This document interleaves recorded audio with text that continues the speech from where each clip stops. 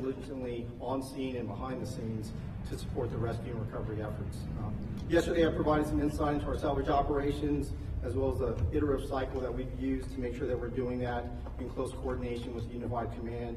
Again, our process is committed to the dignified process for recovery of the remains for personnel and passengers of the flight.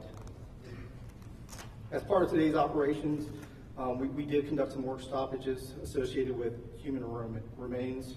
Assistant Fire Chief Steen can discuss those details further, but I do want to emphasize that should any remains be located, we have done and will continue to do an automatic work stoppage until the proper coordination with the appropriate authorities can be conducted. And today was a very successful day for the most part. We began the effort to clear the wreckage in the Potomac right at sunrise. We left Gravelly Point and then began this larger interagency effort. Throughout the day, we've had some success. The first of the two engines was removed at about 10 o'clock this morning. Shortly after that, about noon, we had the fuselage out of the water. And then about 2:30 this afternoon, we began our salvage operations to begin to bring the wing out of the water. Those are our goals for today. The fuselage, the engine, and the wing, we are on our way. Right now, we anticipate that most of those items will end up on the barge, like we talked about last night, stay overnight in a secured and covered condition until we can make our way to a transport point tomorrow morning. A lot of our operations tomorrow will be dictated by tidal conditions. The barge that we're using has a shallow draft. We're going to wait till high tide, probably close to around 10 o'clock before we can start actually begin transferring those items from the barge over to the transport that will eventually bring them over to Hangar 7, and then returning back out to complete our operation. Over the next 24 hours, our goal is really to complete our commitment to finishing the civilian plane recovery. Tomorrow, our goal is going to be the cockpit. That goal may be impacted tomorrow by a couple of environmental conditions, notably the wind, but we're going to stay conscious of kind of where those gusts and sustained winds are, and we'll make sure that we're communicating that effectively. We're still committed to our dedicated plan of making sure that we plan, prep, assess before we execute. We're really thankful for all the cooperation that we've had so far from the Unified Command. Thank you very much, and I'll be standing by for additional questions, and I'll be followed by Assistant Chief Steen. Good afternoon. I'm Assistant Fire Chief Gary Steen. I would like to thank the U.S. Army Corps of Engineers, Colonel Para, and all of our other partners that have been out through this process. We'd like to now provide an update on the recovery of operations. Throughout the day, our police and fire crews, along with regional partners, have been working closely with the U.S. Army Corps of Engineers on recovery and salvage operations. As of this update, we have positively identified 55 sets of remains. During recovery and salvage operations today, additional human remains were located. These remains, as well as remains that have been recovered previously, are in the process of being positively identified by the Office of the Chief Medical Examiner of the District of Columbia. All those involved with these efforts continue to work diligently at several sites. At this point, we will now take questions. Yeah. Yes, sir. You said more remains of folks who died were found today. Sorry. You said more remains of folks who passed away were found today. Do you have an updated number on how many of the 67 have now been found?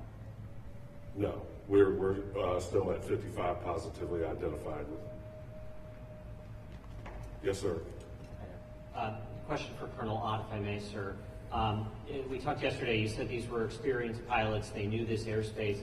Is there any reason why Army helicopters would be flying above that 200-foot line as it appears in this case?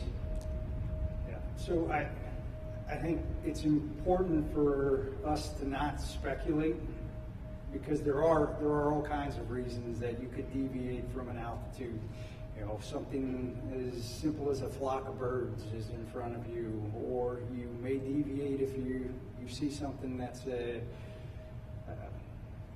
obstacle or other threat to your flight. And so I would wait and caution everybody, let's just wait until the NTSB investigation. I know we all want answers. We want to know also, But all that should come out, and we should have a better picture once the cockpit data recorders and that are analyzed. Yep. Yes, sir. Question for you. Scott Adams, CBS News. I know you were talking about the timeline for the salvage operation. Are you still on track with that, given the success today? I know you said that there could potentially be some challenges tomorrow. Could that delay things? Or? Yeah, so the question is about whether or not we're concerned about the timeline being delayed for our salvage operations. We do believe that we're on track. I think we were very successful today. Every day we set a goal for what we're trying to accomplish. Our goal for today was to get to the engine, the fuselage, and the wing, and we're going to be successful by the end of the day. Our goal for tomorrow, based on the reduced timeline and the environmental conditions, is the cockpit, and we equally think we're going to be successful. Yes, sir. Hi, Chief. Tom Costello with NBC News.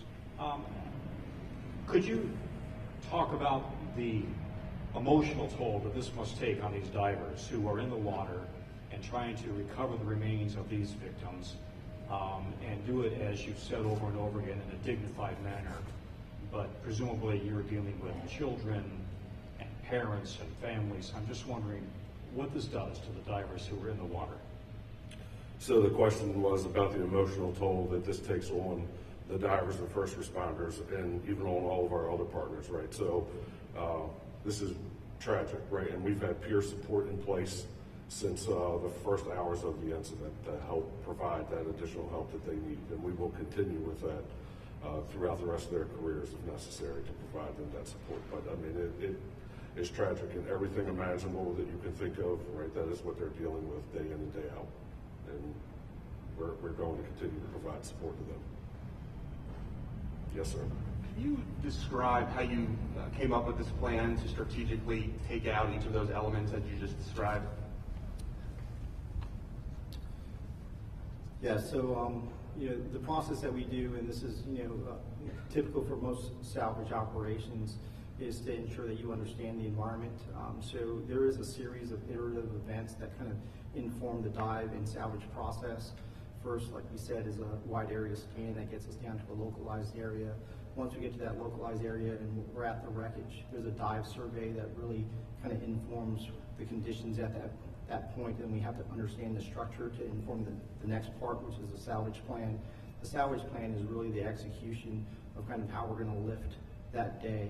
Now, the only change to any of that is the process that we're doing that addresses the human remains that we talked about before. And we've worked that in painstaking detail with the entire interagency, and as well as all of our partners within the Unified Command. And we think we've got a great, solid plan that we've executed on a number of occasions now successfully as far as the dignified recovery of those remains. Yes, ma'am. Yes, in previous briefings it was said that in order to recover the rest of the victims, it would require the removal of the wreckage. Is it still believed that the remaining remains, the remaining bodies, are within the wreckage at this point? I believe that is accurate, yes. Yes, ma'am, right here. Similar question. Anyone? All right. Thank you, everybody. Thank you.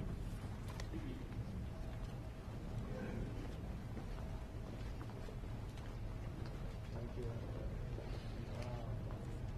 Okay, enjoy your evening. Thank you, Paris. From any other clarifying? I think if the reporters want to come over here with me again. Do you expect to bring them back to you? No. Okay.